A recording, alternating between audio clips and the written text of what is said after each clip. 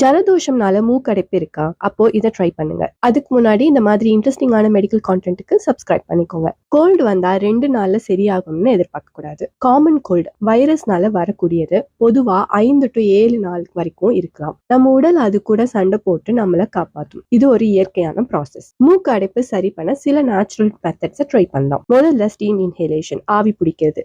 மூக்குல இருக்கக்கூடிய ரத்த குழாய் ஒரு வீக்கத்தை குறைக்கும். காற்று போயிட்டு வெளியில வர்றதுக்கான பாதையை கிளியர் பண்ணும். ரெண்டாவது வார்ம் ஃப்ளூயிட்ஸ், சுடுதண்ணி, சூப் குடிக்கிறது, ஹெர்பல் டீ மாதிரி குடிச்சா கெட்டியான சளி லூஸ் ஆகும். மூன்றாவது செலைன் டிராப், உப்பு கலந்த தண்ணியை மூக்கு வந்து கழுவுறது. மூக்கு கிளீன் ஆகும். செலைன் டிராப்ஸ் அல்லது செலைன் ஸ்ப்ரேங்கிறத வந்து கடையிலேயே விற்பாங்க. தூங்கும்போது தலையை எலிவேட் பண்ணி தூங்கலாம். ஒரு 2 தலகாணி வச்சோ அந்த மாதிரி தூங்கும் பொழுது நம்மளோட பேசேஜ் வந்து கொஞ்சம் கிளியர் ஆகிறதுக்கான வாய்ப்பு இருக்கு. இது எல்லாம் லேசான ஜலதோஷம்க்கு மட்டும்தான் உதவும். ஆனா சிவியரான காய்ச்சல், சைனஸ் வலி இல்லைன்னா அதிக நாள் ஜலதோஷம் இருக்குன்னா கண்டிப்பா ஒரு டாக்டரை பாருங்க.